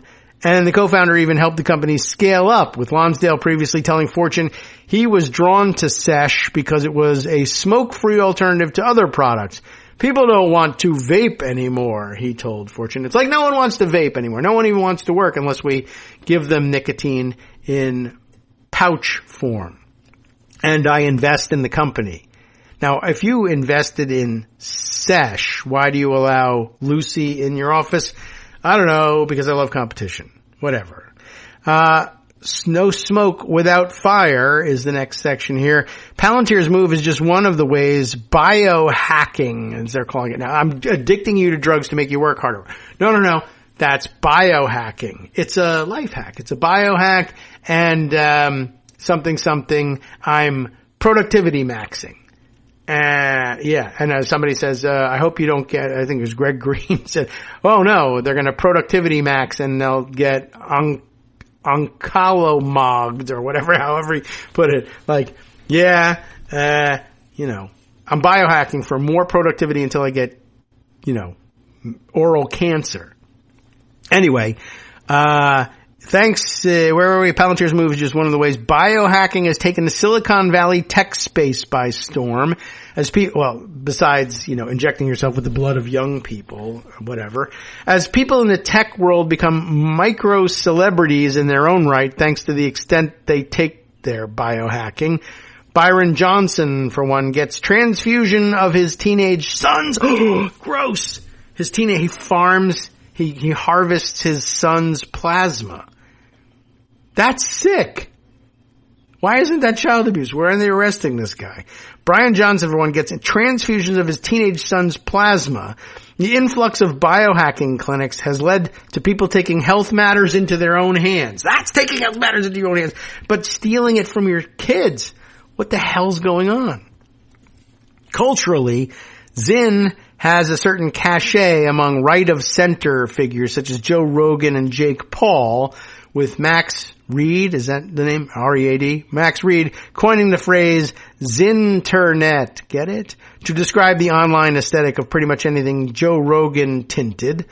Palantir, co-founded by Peter Thiel and notable as a unique firm that offers consulting, defense contracting, and artificial intelligence, is arguably a Zinternet poster child. Lucy and Sesh made these vending machines, none of which contain Zyn products, by the way, and it's unclear if the machines were intentionally aligned with that specific culture.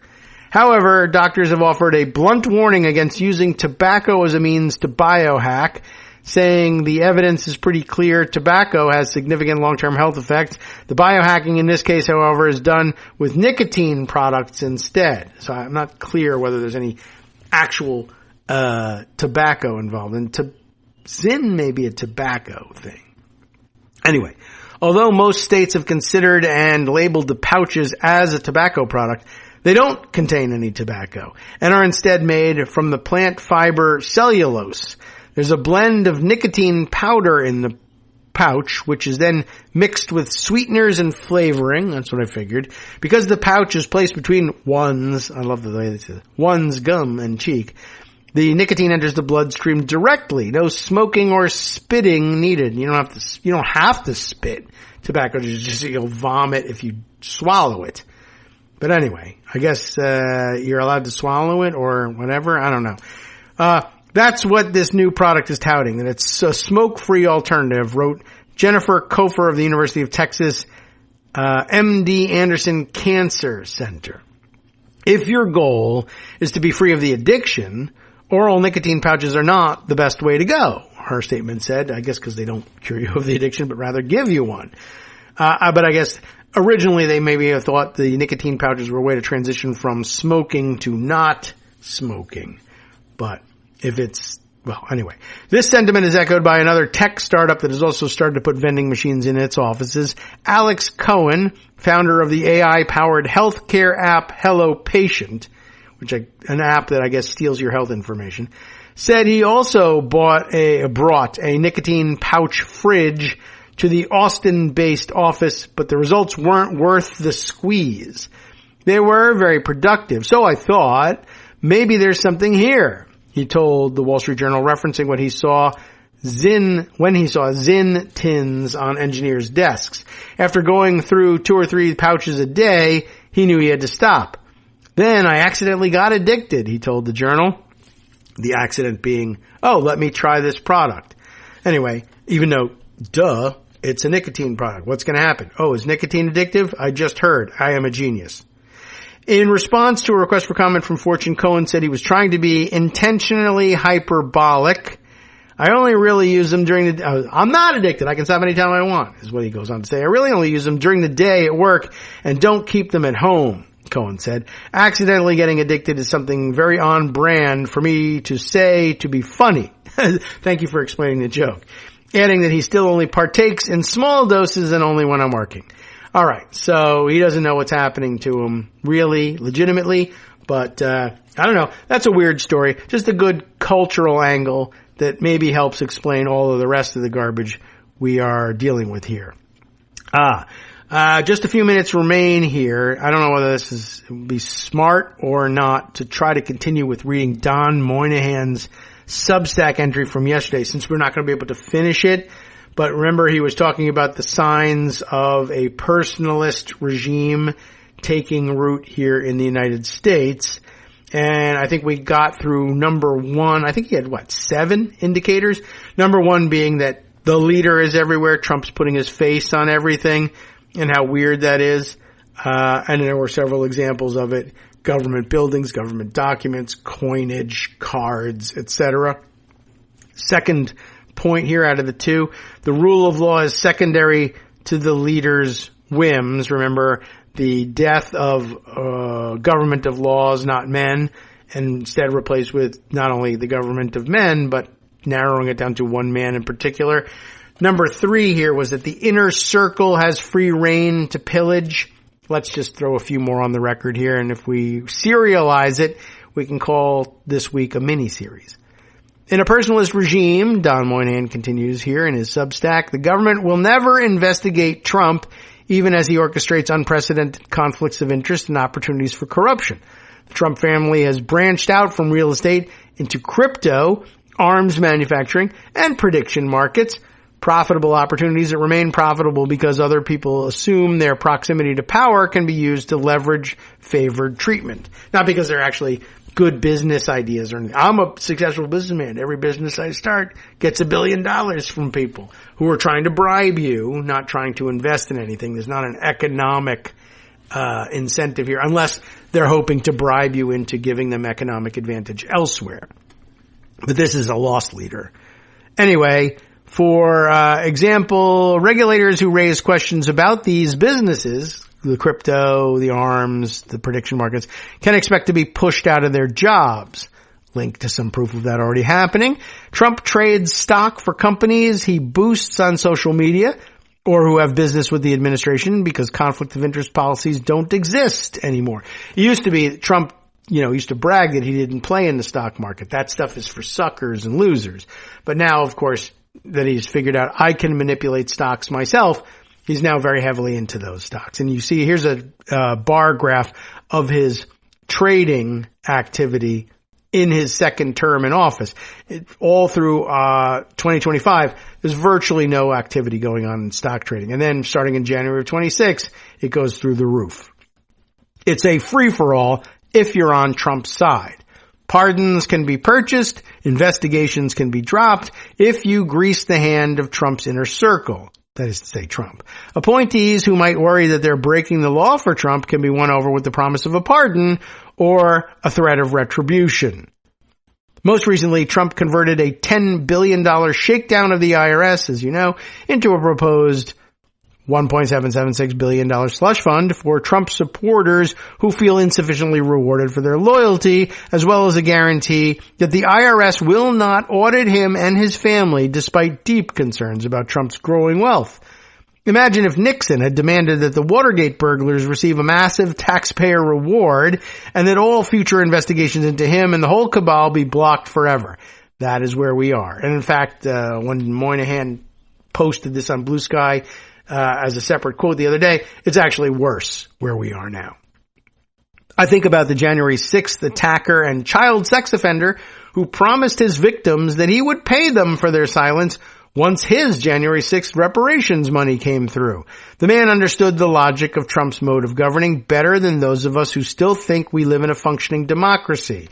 But it should be pointed out that that weirdo child molester, felon, criminal, disgusting, pervert, lowlife actually smarter at predicting Trump policy than any pundit on the planet. Because he dared to imagine more, I guess. Number 4, The routine debasement of other public leaders. It's not just that Trump posts demeaning AI slop of opposition leaders or insults them, like labeling Hakeem Jeffries as a low IQ thug, because he's black, of course. No one in his own party is exempt. All must participate in their own humiliation. One through line between Trump's first and second terms is watching cabinet meetings devolve into each official trying to top the other in their slathering hyperbolic praise of Trump. Trump enjoys the praise, but such public displays of personal fealty also has a purpose.